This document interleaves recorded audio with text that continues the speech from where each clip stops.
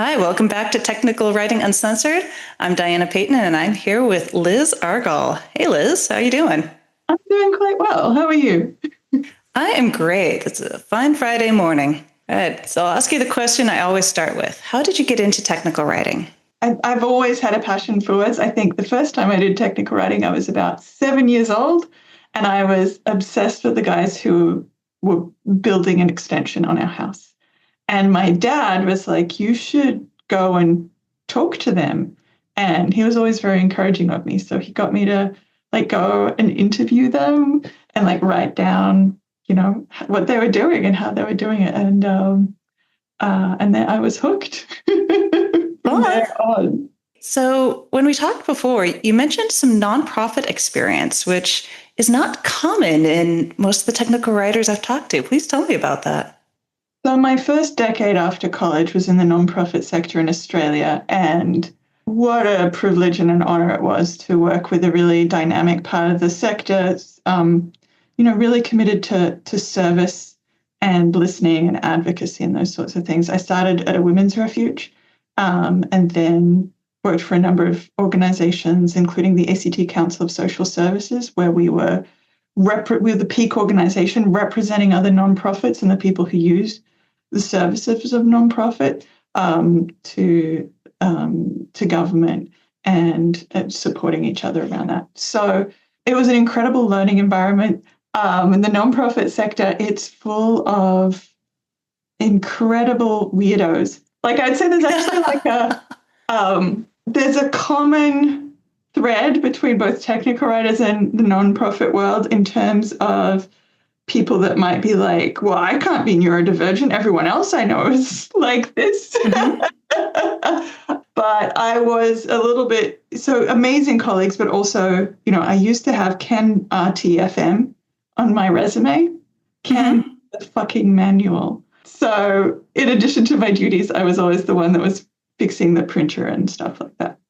I mean, when you're working with very vulnerable populations, you can see, and non-English speaking populations, just how important good instructions are. It can Yeah. literally change someone's life. Having effective communication and instructions can mean the difference between someone getting to stay in Australia and being deported overseas, whether they Oh, can wow. escape their abusive spouse. So, I contemplated studying law. I think, as a lot of people, when you sort of encountered just how much of an impact a few words can have on somebody's life, and having to navigate all these different situations, being a support worker, helping people navigate incredibly distressing and traumatic circumstances. And, you're learning on the fly to be their advocate around things as well, fresh out of college. Oh, Um, yeah. and and also, needing to argue the letter of the law, because just because an apprehended violence order is written away doesn't necessarily mean that the sergeant at a particular police station is actually going to listen to it. And so I could go on about the I know nonprofit. you could, but I've got so many questions. Yeah. Thank you for holding me up. But yeah, instructions, they can Oh, mean yeah. life and death. Which, yeah, in so many cases. Is that how you really got to know about other neurotypical people in the workplace, and when you started blogging about your experience as someone who is not neurotypical? I think I was embraced in such an amazing, I did not need neurodivergent labels when I worked in the nonprofit sector in Australia, especially the activist feminist parts that I was in. I was just accepted for who I was. I remember one time, I got really passionate about a topic in a meeting, and I was correct, but I was a little bit over the top. And I apologized to a colleague, and I was like, "I'm sorry, that was a little bit over the top." And she just went, "That's all right, dear. You're good at IT." And this was some decades ago, and I was like, so there was an intuitive understanding. It's like, we know you're passionate about it. You're good at IT. And I do think that Australia is a less masking culture in general. Mm-hmm. We're more likely to just like bluntly have conversations with each other. So So did you say less masking or less masculine? less masking, yeah. So it's Oh, okay to interesting. be I've not like, heard that term before. oh yeah. So masking is when you might feel like you have to behave in a neurotypical way to to make your way in the world. And so there are a lot of people who might have a late stage diagnosis thing that go through a process of unmasking and things like that to be like, who am I when I'm not performing for everybody? There's a phenomenon called autistic burnout, which is, Oh, people can wow. manifest as more autistic as they get older and they, this is technical writing uncensored. So I'll say they run out of Heck fucks to yeah. give. I'm not technical writing diplomatic here. Bring it Yeah, on. they run out of fucks to give. My husband's like, well, he doesn't really need an autism diagnosis because he's a man in IT and he's within certain thresholds of it. He likes to organize the certain world in a certain way. He takes care of his sensory processing needs in a certain way. But yeah, Some of us just call those engineers. That's right. That's right. There is a flavor profile to certain careers. Hey, there's a reason for the stereotypes, and not all stereotypes are bad. A stereotype is the scientifically, basis for, like, a robin is a stereotype for a bird, but an ostrich would not be. So, And yeah, archetypes and trends. I think the problem with the yes, stereotype is often it's too narrow. And for example, true. women with autism, like me, have often been erased because of stereotypes about who Yeah. has autism. And I love it. I used to say hyperfixation, but as I've learned more about my autism, one of my special interests is, Oh, I like that so much yeah, better. yeah, one of my special interests is social competence. So, I'm not going to manifest as autistic in certain ways because I have read about, because I get enjoyment and pleasure from it. And for me, like, I enjoy, I've got a bit of an actorness to me. Like there are parts of sociability that I really sincerely enjoy. And but say the masking bit is where you're like, we all mask a little bit on occasion. But it's like, I really don't, I'm going to put a smile on when I don't really feel like putting a smile on, One of the ones I've heard is, this is my work persona. I hate vacations and I work 12 hours a day with a smile on my face. And I think it's the difference between voluntary and involuntary masking as well. Mm-hmm. It's like, and how much do you feel like your authentic self can be heard, and figuring out how we occupy all the different selves that there are. And for me, it was a big adjustment moving to America, which is a more masking culture. And weirdly enough, IT, you would think it's highly neurodivergent, but not my kind of divergency. So it's been kind of interesting in that the nonprofit sector, with people who thought I was fantastic because I knew how to fix the photocopier and knew basic IT things, was far more accepting of my neurodivergency than IT. There have been places that have been like, I guess it's almost like a caste system. Certain people are allowed to be autistic, That doesn't seem fair. Yeah, I mean, and I think part of it is in America. Gosh, I'm getting to the. I don't know what. Well, I guess this is unsaid. Deep breath. In America, being an opinionated woman is scarier for people. Like in Australia, I can be like, oh, blah blah. Like I could have a conflict with somebody, we could sort it out, and that would be fine. And interestingly enough, here in America, I find like I have a conflict with someone, we sort it out because that's what we do. But then other people are like, oh, so and so had a conflict, and what. And it's this really, it's a really different social performance thing. And I think a lot of it is just women are not as expected to be as outspoken here, I feel. Yeah, because you get labeled bossy. I had one boss. I swear this guy was the best, every woman's boss should have 4 daughters and have them have grown up. Because when we had a performance review, it was like, all right, well, I got a lot of from your 360. A lot of people said you were too intense and bossy and straightforward. But if you were a man, they would say you had leadership qualities. So I'm just going to ignore all that. I'm like, oh, thank you. But yeah, seriously, yeah. And it's interesting that a friend of mine who's autistic, and she in IT, and she had all these problems and various things, and then she moved to Australia, and she was like everyone thinks that I'm great.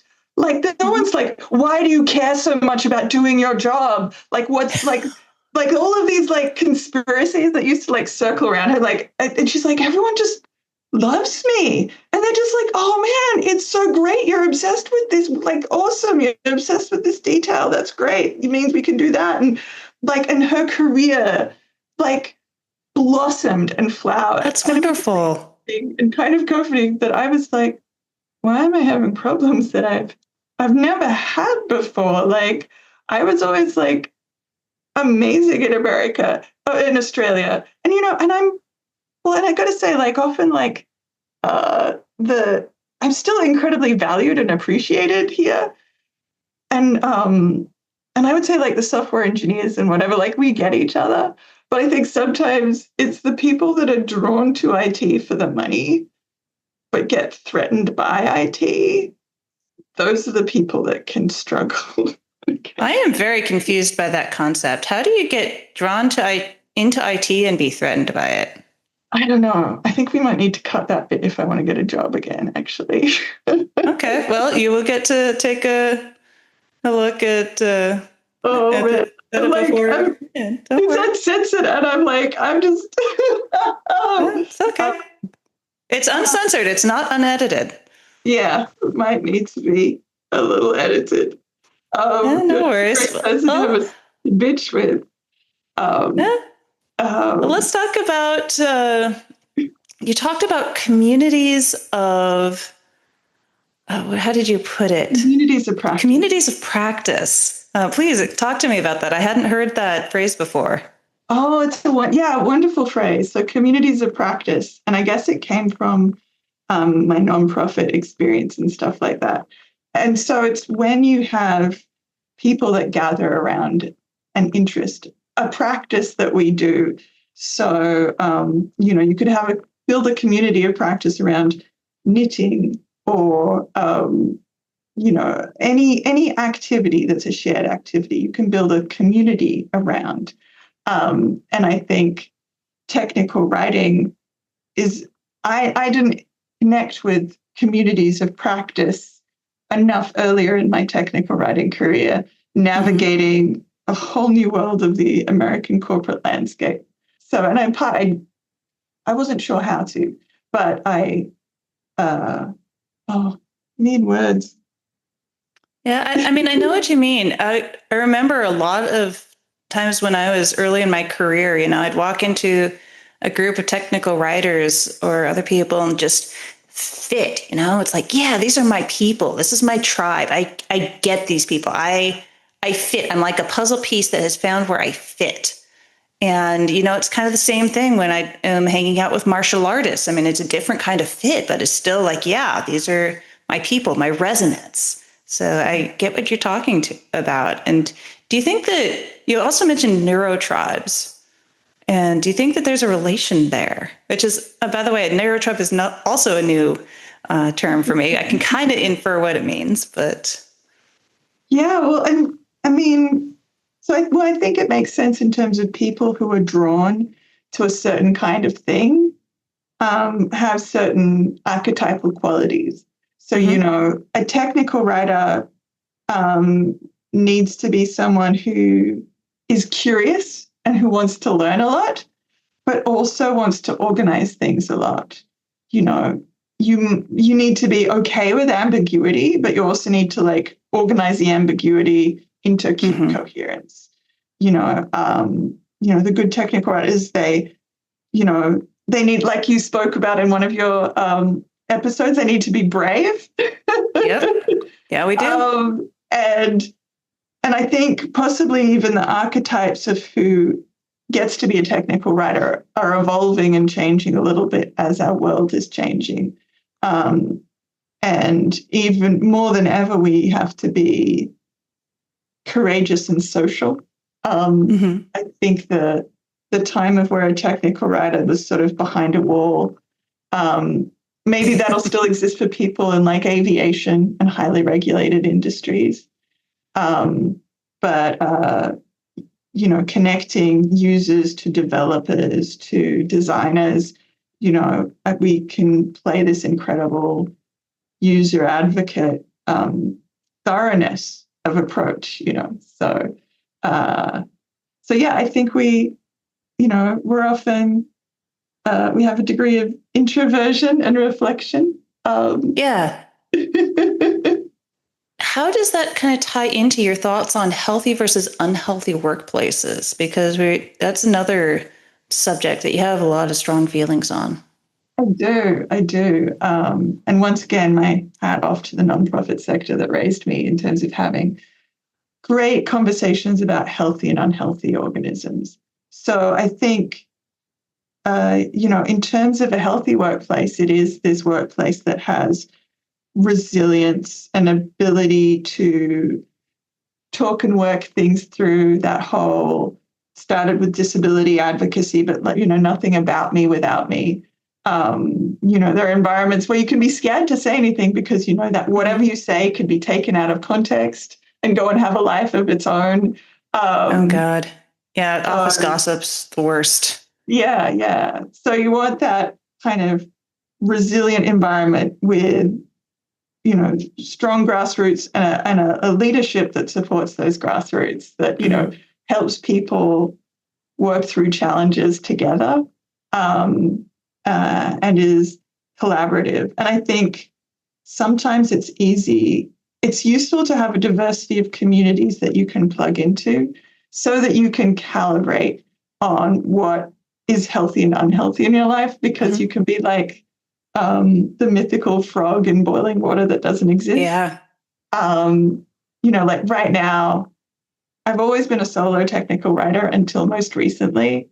And I'm like, oh my goodness, this is amazing. Like I get to work with people like me on a daily basis. How big's your team? Let's see. I'd say I'm working with about 10 technical writers right now. Cool. So, and it's amazing. Like talk about nerding out and that joy and discovery and someone who finally gets all your grammar jokes. That's right. Or and just like nerding out about learning things. And it's that curious drive of like, oh, here's an interesting tangent. We're all going to learn about spooky lakes now because it's Halloween, and a friend, one of my colleagues is like, we're gonna our Friday morning coffee things are gonna become dedicated to her telling us about a spooky lake somewhere in the world. And that sort of just spontaneously emerged. I was like, You have a blog and portfolio site. Yes. And I've gotten lots of questions about portfolios. So what do you think? Have you gotten benefits from blogging and having a portfolio site? Do we all need to have portfolio sites or blogs? How important is this? I think so, yes, absolutely. And I have multiple websites. I have lizargall.com for my creative stuff. And liz.github.io is my portfolio site. And I think my number one rule is your site should serve you more than anybody else. If it's serving you, then you're going to visit it often and you're going to get value out of it. So, for example, I have all these different case studies that are on my portfolio site. So when I need to talk to a recruiter about something, or, I've got these things that I can copy and paste from, and I can keep evolving. And during job searches, when I can be like, I don't know, I'm the worst, I'm whatever, like having a place that I can go to where I can see myself and be like, I have done these things. I think just that process of reflection and refinement, and being a technical writer about treating yourself like a product, and you're gonna Yeah. It's so iterate. hard though. It is. I think, and I'm lucky with this portfolio site, and that I worked on an open source project, so I could literally just bring some documentation in. I think it's useful to think broadly about what sort of documentation you can bring in, and and it could inspire you to contribute to some different things. And certainly the nonprofit world is often short of documentation and stuff. If you go to idealist.org if you want to find things to volunteer for. By the way, gang, all of the links will be in the description. Check it out. And Earlier, like a lot of your stuff is under NDA. You can often get stuff you can anonymize. Like there was a workplace I was laid off from, and I was like, can you send me something that I can anonymize, or anonymize it yourself? And they trusted me enough. They actually just sent me the things, and I just like wrote for a Fortune 500 company and anonymized the sample. And I think, like, preparing for this podcast, and I was like, do I have anything to say? And I can look at my blog and be like, yes, I have things that I have said. And that act of crystallizing your thoughts and putting them out in the world is powerful. The number of times I've thought, I'm going to do a quick 300-word blog post, and it's turned into 100-word blog posts.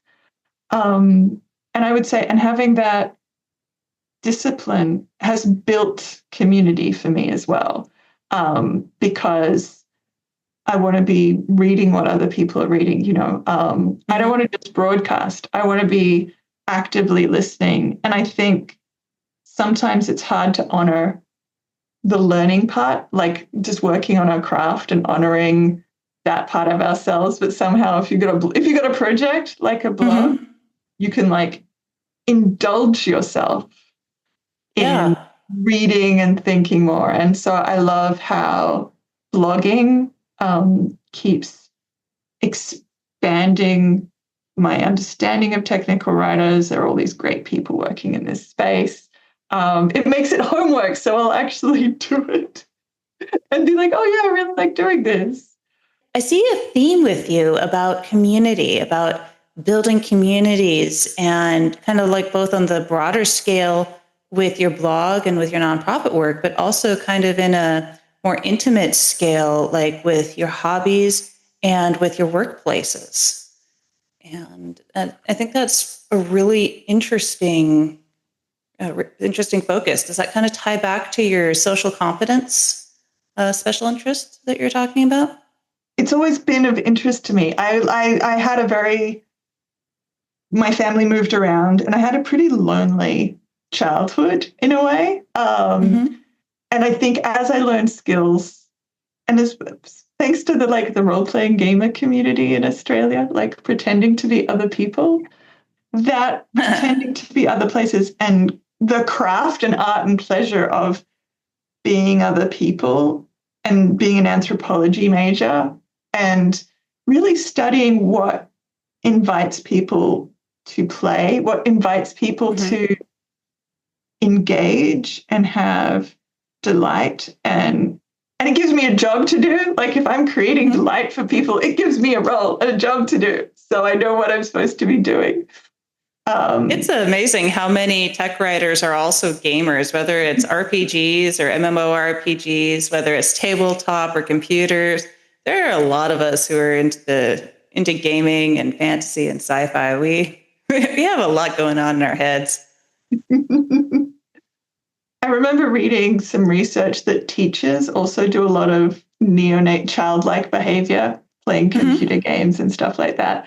And there was a theory that that whole play continuous learning. And so if you're maintaining the neuroplasticity of learning, you're probably also which comes with which, you're also doing the neuroplasticity of play, which which charmed me. Yeah. So your social competence, how we've talked about the like-minded communities. How does that apply to people who are kind of on the outside of your community, but related to it, like stakeholders, um, and getting them interested and engaged and cooperating? So, and that was an interesting learning curve coming from Australia to America, because Australia is quite collectivist around certain things, and America's quite hierarchical and individualist. So, like, even sort of, so it was this manual process of like learning, oh, okay, so you've got to do, this is how you, like, this might actually make someone panic if you talk to them directly and they'd rather you go through a hierarchy or something like that. Maybe that's just some of the particular workplaces I've been in.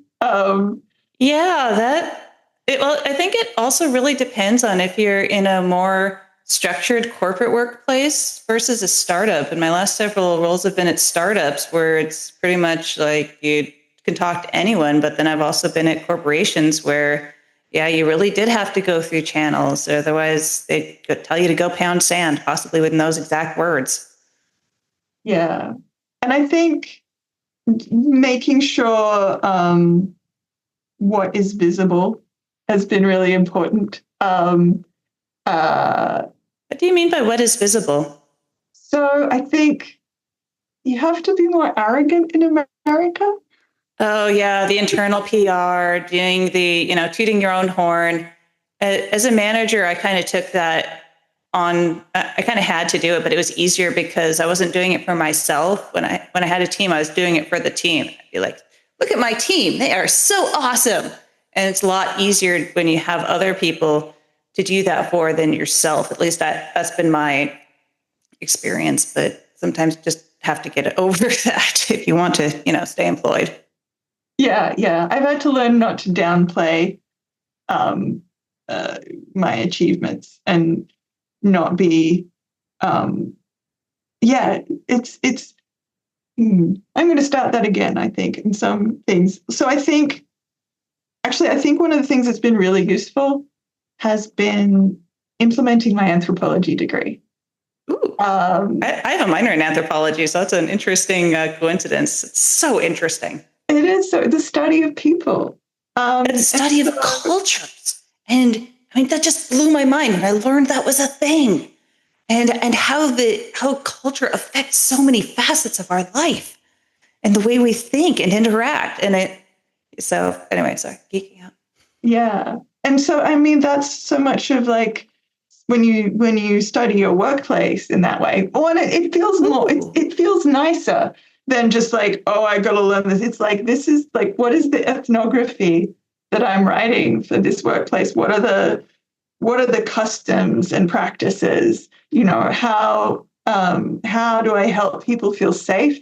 How do I give them the information that they need? That's one of the things I've been really refining is especially we are explainers. We love to explain things and really getting good at what is the information that they actually want and need, what makes them feel vulnerable and what makes them feel safe, and how to hold space for people. That's always been like that whole community creating space kind of thing. I'll do that with my engineers where we'll be like, I can see a product coming up and I'll be like, okay, like let's have an early conversation and I'll build them like a template and a page for us a Google Doc for us to collaborate on. So I'll be like, we can build this as you're building the product and it creates a space for us and a safe space for them to like put down bullet points. And I can almost be like a companion for them thinking through the user experience, which is, you don't always get to do that, but that's really nice. That is wonderful that you have that relationship with your engineers. Man, that is amazing. That was with one workplace that was a little bit startup vibe, which I love. Yeah, that'd do it. But yeah, that's one of the wonderful things about startup energy. So yeah, and going to people, like that's just That's so valuable in so many Mm-hmm. parts of life, like going to people and having the conversations, and uh, and to appreciate irritating people. Yeah, I joke that I part of my job is asking the annoying questions because I'm the cheeky tech writer. No one's going to stop me, or at least they'll, give me a warning before they stop And me. also to appreciate the people that irritate me, like Interesting.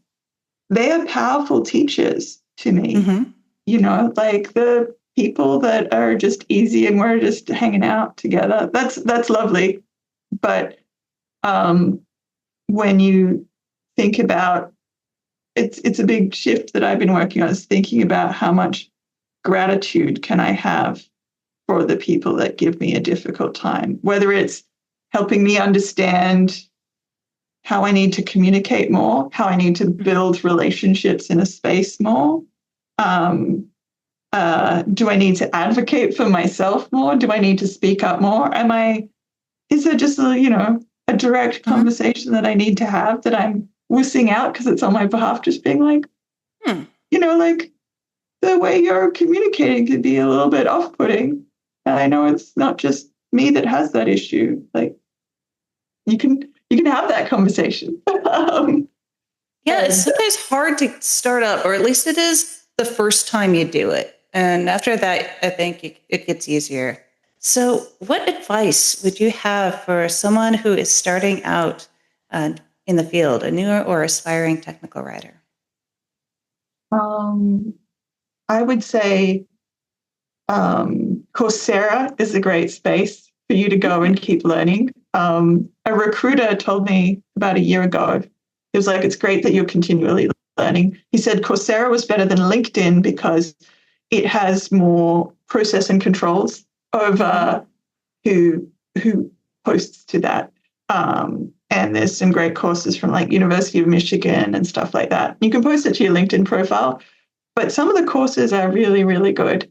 And they're sort of thought through. I've done some courses with University of Michigan that I've really enjoyed and those sorts of things. You can do a 30-day free trial.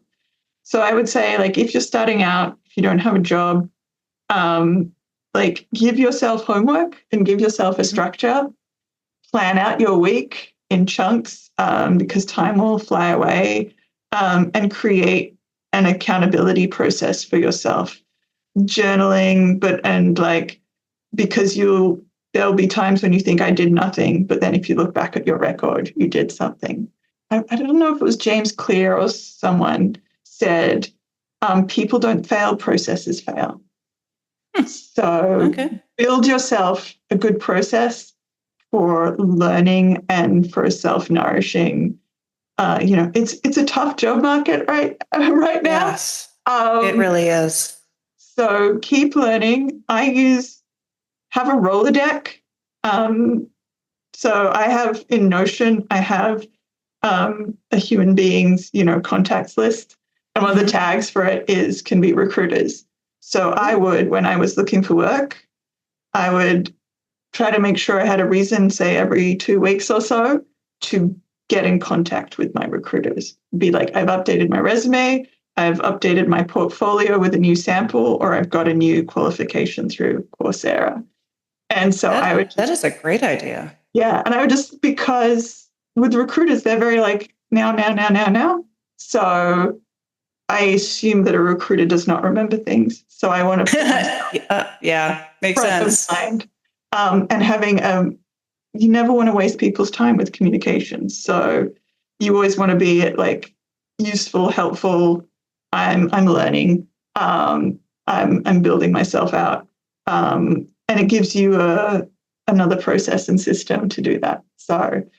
Um, so yeah, that's. I've got a link for a daily planner Oh thing. yeah, you'll have to share that with me. I'll put it in the description. And Yeah. oh, that's a great spot to end because we are about at time. Any quick closing words, Liz? Um, oh, We can edit I've this got part. like 50 different closing words. I would say, we are knowledge and content custodians. Um, and and I think the more we honor that and advocate for ourselves and put our brand out there, the more we'll see ourselves to advocate for ourselves, and the more other people will see us too. Hear, hear. And with that, this is Diana Payton with Liz Argall and Technical Writing Uncensored. If you enjoyed this content, please like, subscribe, maybe leave a comment. It really helps out the channel. I'll see you guys next time. And remember, be kind to yourselves, advocate to yourselves, and find your community of practice. Or if you disagree on all of that, tell us why we're wrong in the comments. We're fine with it.